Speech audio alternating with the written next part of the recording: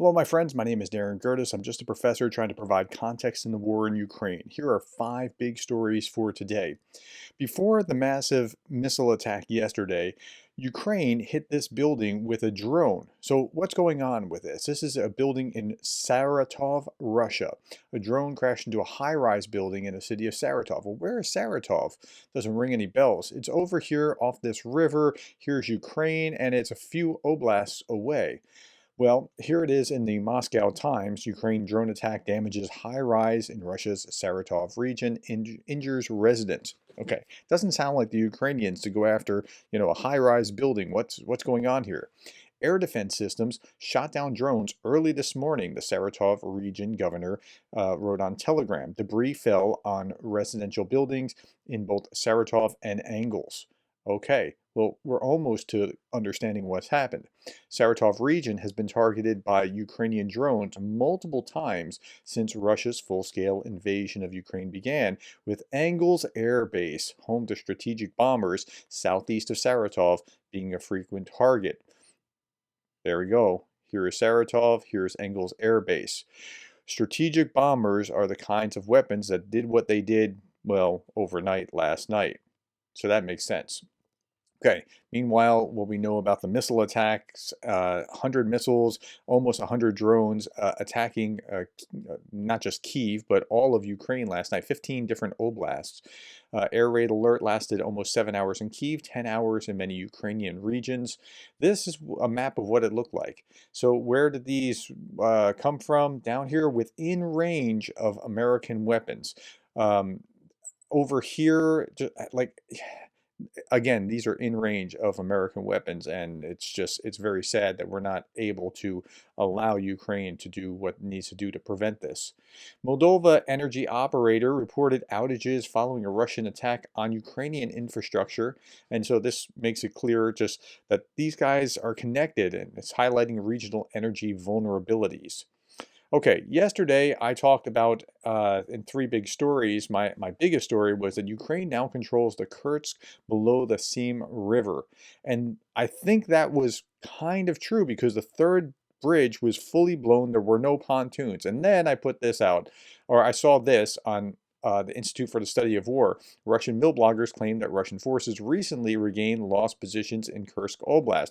Hadn't seen this before I put out this title, Ukraine now controls it, but they don't. So it's going back and forth a little bit. And the Russians just built 3 new pontoon bridges. I don't think they're going to last, but here, here, and here over the Seam River. So they're desperately trying to make a way to get men out or get men in. I'm not sure which. I think it's getting men out. But it's a tricky situation, and we'll keep our eyes on it. Okay, Ukraine has crossed Moscow's and Washington's red lines. In spite of Kursk invasion showing that Russia's red lines are crossable, Washington is still wary because they're thinking about the reset button after the war. That's why they're not doing it. It's terrible policy. You need to have the fight, and it's not a good idea to pull your punches now. Fight hard, make it end, get it done, and then hit the reset button. But the U.S. does not believe that the last red line has successfully been crossed. Biden advisors continue to think that if Putin believed his regime was on the point of total defeat, the Russians could resort to the use of nuclear weapons. When the Ukrainians complain that their allies are scared of the idea of victory, they have a point. Their allies are scared of victory, of full victory. Okay, so a week ago, or within the last week, we were talking about Prime Minister Modi visiting Ukraine, and it was kind of an interesting thing. Not a lot came out of it, no real agreements, but Euromaidan Press had this fascinating article about this. Indian Prime Minister Modi arrived in Kyiv on Ukraine's National Flag Day on the eve of Independence Day. Speculation swirled around Modi's role as a potential peace broker. He reiterated in Warsaw that no solution can be found on the battlefield. Now, but there's a reason that Modi was there, and it's absolutely amazing. Bloomberg News added to the intrigue, reporting that Modi had, quote, agreed to relay messages between Putin and Ukraine's Volodymyr Zelensky, although won't play the role of a formal mediator, unquote. That's just one piece of the puzzle. The bigger piece is still coming. In Kyiv, Modi indeed spoke of peace, urging negotiations between Ukraine and Russia. However, he stopped short of offering specific public proposals. Yet peace wasn't Modi's sole agenda. What was? Weapons production loomed large, with aims to reduce its 86% dependence on Russian arms. So what India's figured out is that they're really dependent on Russia for their weapons. And Russia and China are really cozy. And China is India's adversary and potential threat. And if they're dependent to almost 90% of their weaponry on Russia, that's a bad plan. So, India eyed Ukraine's rapidly expanding military industry. No formal agreements were signed, but yeah, maybe there's something to that. Like Ukraine has shown that it has great technical capacity. Modi also wanted to avoid tensions with the US. This is the third element of that, which strongly disapproved of his July visit to Russia. Now, there's one last little bit I want to show you in here about the percentage of oil that India has been lapping up. India-Russia trade surged to 65 billion in 2023, quadrupling since 2021. Russia crude imports soared from 2.4 billion in 2021-2022 to 46.5 billion in crude oil. They're just soaking up as much as they possibly can from Russia. Okay. Now, there's another little interesting nuance. Somebody sent me this, and I thought, wow, that's really interesting. This is an Indian channel, and they're talking about the fascinating story of 31-time-fold rise in India's defense exports in over 10 years, and who the biggest buyer is. Listen to this.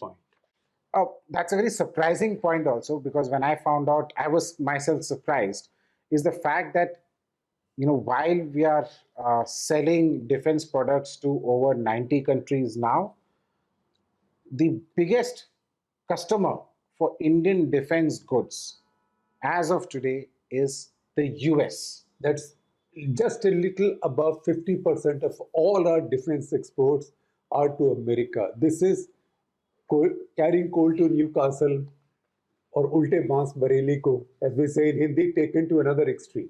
Bilkul, it's absolutely counterintuitive. Yeah, it is counterintuitive because you think, wait a minute, the U.S. is exporting, but the U.S. is also importing cheaper produced goods in these technically produced goods about weapon systems and things from India that becomes part of, or weapon systems for, or component parts to whatever, for like Boeing and other military producers. Okay, so that's a really interesting, just closing that circle. It's fascinating to watch. Okay, recent poll by YouGov. 22% of US adult citizens believe that Ukraine is winning. Okay, compared to 16% who say that Russia's winning, 34% say neither side, and 28% are unsure. So the vast majority are like, what's going on? So let's look at the actual article here. Americans are now more likely to see Ukraine winning war after the Kursk incursion, polls show. 63% of Americans sympathize with Ukraine in its war with Russia. Only 3% of respondents expressing sympathy for Russia. Now, so that number first needs to be unpacked. 63% pro-Ukraine, only 3% are pro-Russia. So it's not like, and so where does the sympathy for, or the anti or non-Ukraine come from? It comes largely from the Republican side, but it's not pro-Russian Republican side for the most part. There's only 3% that's pro-Russia. Most of it is more like, well, it's not our war. We shouldn't be doing that. We have other things that we should be focusing on. So it's more of a neutral or I don't care stance, which is horrible and it shouldn't be, but that's where they are. Okay, let's unpack some of this poll. Americans have become more likely to view Ukraine as winning its war with Russia following Ukraine's recent invasion into the Kursk Oblast. That's right, everyone likes a winner. The poll reveals 22% of U.S. adult citizens believe Ukraine is winning, compared to 16% who say that Russia is winning. And that's the first time since 2023 that Americans have been more inclined to see Ukraine as the winning side. Now, look, when it first broke, the red line is Russia and the purple line is Ukraine, okay? When it first broke, everyone thought like, wow, Russia's going to roll right over them. And then, wow, okay, they're putting up a defense. And by April, they're like, Ukraine could have a shot. And then there was a bump where it looked like, uh-oh, Russia's really on the move again. And then there's the counteroffensive, the Kharkiv counteroffensive, and for a long time it looked like Ukraine really was on the ascendancy. And then we got into the summer, and we get over here. Like, okay, so this past year it's been absolutely terrible, right? This past year, it looked like since January, it's just been bleak for Ukraine and terrible. And it looks like Russia just keeps pounding them, but not here. Here is where the Kursk counteroffensive happened, and everything started changing. Like, wow, in the summer, Ukraine started really picking up some ground here, and the counteroffensive has changed the trajectory here in a meaningful way. Now, there's some more to the story. The poll also showed that a significant portion of Americans remain uncertain about the current war status. 34 and 28 is saying neither side's winning or unsure. So that's the vast majority of Americans are like, well, I don't know who's winning. This, not who they want to win, but who they think is winning. Despite this uncertainty, American sympathy lies overwhelming with Ukraine, 63% to 3%, as we talked about, and the remaining respondents are split between sympathizing with neither side, 23%, or being unsure, 11%. So about 33%, about a third of the population is just unsure. And that's what I'm saying. You have that, so about a third are Republican, about a third are Democrat, and about a third are in the middle, let's just say, as a rough cut. So a third are unsure about sympathizing with either side. Let's say that that's all within the Republican Party. It's not, but let's say. And plus 3% Russia. That explains, and about 63%, that's the vast majority of Democrats, and much in the middle. Okay, that makes sense of what's going on. Okay, opinions on former President Trump. This is really, really fascinating now. Positions are more divided. While 21% thinks he sympathizes more with Ukraine, 37% believes he favors Russia. Most of that 37% that believe he favors Russia comes from the Democratic side. 21% believes that he sympathizes more with Ukraine. Well, let's unpack that. So we know where Joe Biden's sympathies are. The purple here is sympathies toward Ukraine, okay? And most adult citizens believe that Joe Biden his sympathies were for Ukraine. Democrats heavily 77% to only just single digit, right? Republicans even believe that. Same with Kamala Harris. 76% of Democrats believe that Kamala Harris's sympathies are with Ukraine. Okay, but when we get down to Trump, okay, 21 to 37 of the adult population are U.S. citizens. Now, 67% of Democrats believe that Trump sympathizes with Russia. Now, I don't see it that way. I think Trump sympathizes with himself, and he's a wild card, and he could go either way. But look at Republicans. Republicans think that so Democrats think that Trump sides with Russia. 38% of them think that his sympathies are with Ukraine. Like, that's got to be mind-blowing to you if you're a Democrat, because, like, no, that can't possibly be. That's how Republicans think. 10% of Republicans think that Trump's sympathies are with Russia. And then there's this middle ground that's like neither, or I don't know, or whatever. Okay, so I'm telling you, Trump's this weird wild card. I'm not telling you vote for him or vote for Harris or what. That's not my point here. But it is very strange to watch. But I think this is a fair read of how Republicans. I mix with Republicans regularly, and they tend to be like this kind of split. Okay, on Russian television, propagandist Popov shows a sign from the captured Ukrainian village of New York during a broadcast. Well, careful what you do, because that can be done the other way from a city in Kursk. Okay, Jake Bro's fundraiser, he's almost to his $1 million, $948,000 as of before I turned this video on. And finally, Adam Kadyrov.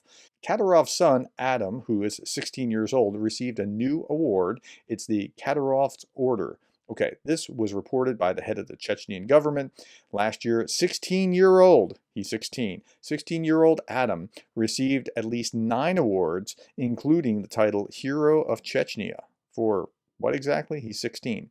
Adam Kadyrov is now the curator of the Vladimir Putin Russian University of Special Forces.